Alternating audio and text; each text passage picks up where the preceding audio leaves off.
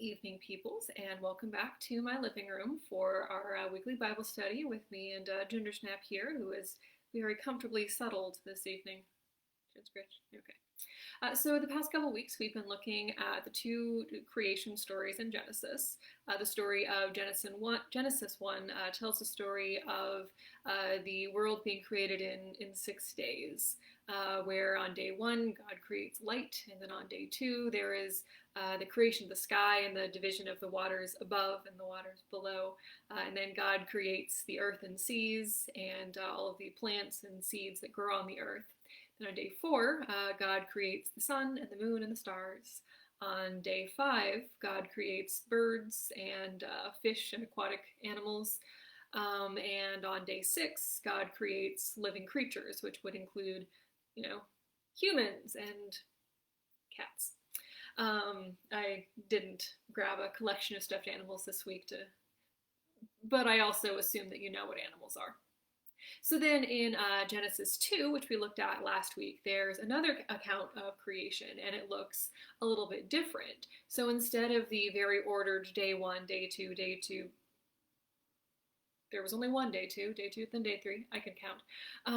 Instead, we have God creating earth and water, and then creating humans out of dust, and then planting a garden, and then creating all animals, and then creating another human out of bone. So these are kind of different orders of things. So in Genesis 1, living creatures come about on day 6, but humans come after animals. So humans are the pinnacle of creation. But in Genesis 2, there is a human, and then there are animals. And then there's another human.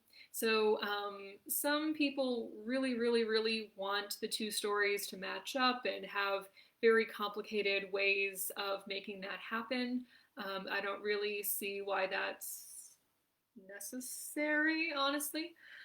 So these two stories, historically speaking, have basically never been understood to be literal history.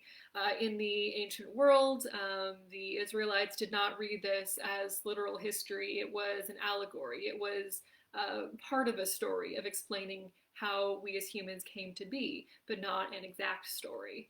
So then the early Christian writers, Augustine, and throughout the centuries, again, it's not literal history, it's an allegory. The point is not exactly how we got here. The point is that God is immense and all-powerful and has the ability to create us out of nothing, whether that is by spoken voice, or whether that is by kneeling down to play in the dirt and form us out of dust. So the two different stories kind of tell the story in a different way. So in Genesis 2, with a very neatly ordered grand vision of the universe, that story is kind of looking at the bigness of everything, for lack of a better word. Immensity? Is bigness a word? It is now. I decided. Not the point.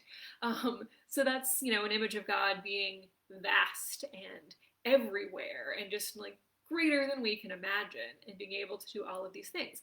Whereas the second story is a lot more intimate and hands-on, and we have this image of God literally walking alongside us in a garden. So it can be very hard to, at the same time, paint a picture, either literally or through storytelling, of God creating the universe and God creating us, because we are infinitesimally small blips in the scheme of creation. And even in the ancient world, when you didn't fly to another country, that was still readily apparent that the world is a very big place, and compared to it, we are small. So God is simultaneously everywhere, and grand and distant, but also intimately beside us. So these two stories kind of illustrate both of those images in different ways. So this is probably not the greatest comparison, but it's the best that I could come up with in this afternoon. But when a very young child asks where his or her new sibling came from, one answer might be that because their parents love each other. They wanted to expand their family to have a new person to love. That is not wrong. I mean, hopefully, children are created out of love. It's not the most precise scientific story, but it's still right. So alternatively, you could go through the very technical biological understanding, which we didn't know about until like 1836, which is just the most fascinating scientific fact. Maybe not exact, I think it was 1836. Anyway, definitely first half of the 19th century, we didn't know exactly how human biology works, which is so crazy that for most of human history, I'm not going on that very long sidetracked tangent, which I could easily do. I'm staying on task. So the scientific explanation is also true, but so there are two different ways of telling something, and they're both right, but they're both very different stories. So we have, of course, heard a lot about intelligent design, or the Earth being 6,000 years old, or literal creationism, and these beliefs are so much more small than the media tells the story of them being, because the media likes to have controversy, because that gets more viewers, and we have 24-hour news channels now, which we didn't a couple generations ago, and that's why news has a different tone, because it's also entertainment. So the idea that the Earth is literally 6,000 years old, where a year is understood as 365 days, that's a really, really, really new idea. Like, that's barely over 100 years old of an idea. That is not how these stories have been read, historically speaking. This is not how creation has been understood for most of human understanding. That's a really new idea, almost as new as a 6,000-year-old Earth, which would be extremely new. So some people point out that if in the first creation story the sun and the moon and the stars don't come in until several days later, then what does time mean if there's no sun and moon and rotation of the Earth? Is a day literally 24 hours as God is creating? I am completely confident that God could create all of those things in a literal 6-day, 24-hour a day period of time. I'm not sure that's the point, but you could easily read any one of those days as taking millions of years. So that is called gap creationism, and I wouldn't feel like arguing with it. I don't necessarily think it's the point, but it's also not the point. So throughout Christian history, there have been a lot of scientists who were also priests, or who were funded by the church, because science has, historically speaking, been a way of better understanding God, which I think is really neat. If you really care about somebody, whether that's a friend or a family member or romantically, whatever, you want to know more about them. You want to know what their favorite food is so that you can eat together. You want to have conversations, because that's how we, express ourselves and our affections. I miss other humans. It's very lonely here with just a cat.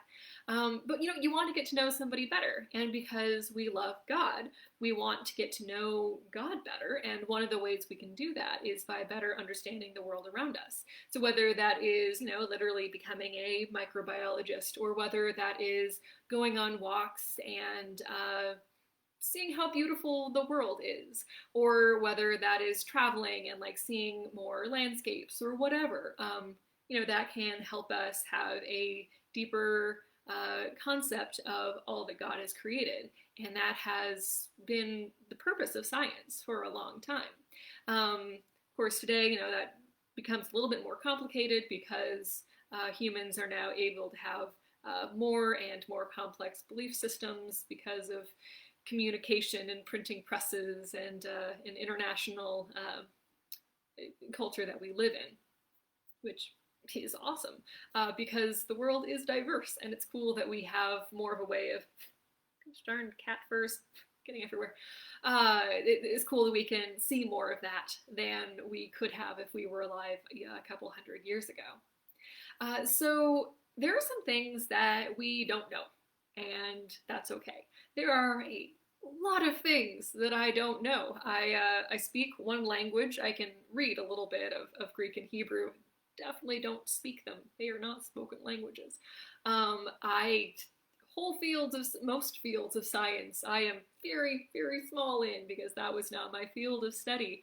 I don't know the technicalities of how plumbing works or exactly what was happening when the very nice plumbers came to do things in my yard a couple weeks ago.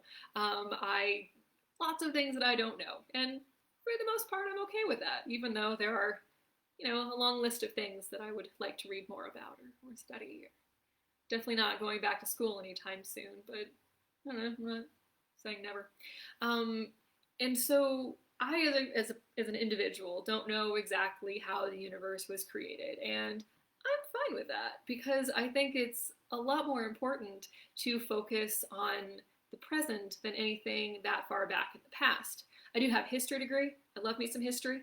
I've got, they're out of frame, but I've got history books on the top shelf and biographies on the bottom shelf and more history books in my office. I love history, and I think it's important to know history and to know where we came from because the events of hundreds of years ago and even further still have some pretty big repercussions and implications for society today and explains a lot of things. And of course, we can learn from the past mistakes of humanity. I mean, that hasn't stopped us from having wars, but maybe someday. But I think it's more important to focus on living lives that are just and kind and humble and loving than it is to be hyper-focused on the exact, precise, specific details of quite how creation happened or quite how creation might end. I don't think that the point of being a Christian is to care about the beginning and the end. I think that the point of being a Christian is to be focused on the present and how we can improve the world that God gave us and better love those around us. We aren't Christian in order to get to heaven. That's not how it works.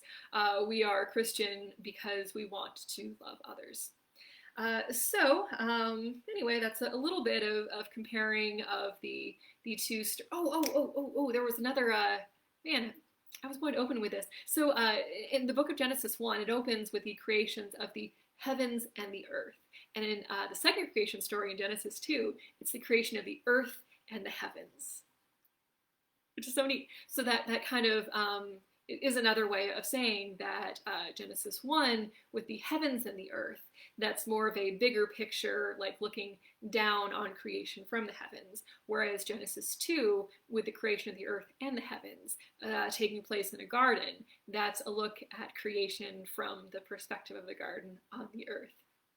Meant to open with that. But these stories, there's so much more to be said about them, and much greater minds than mine have had a lot more to say than 15 minutes of rambling with a cat on one's lap, a kitty cat.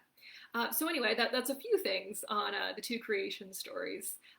Much more can be said about them, but I try to limit my side tangents, believe it or not. So good night, peoples, and hope to see some of you tomorrow night for our Wednesday evening prayer time, and I hope that you are all doing well.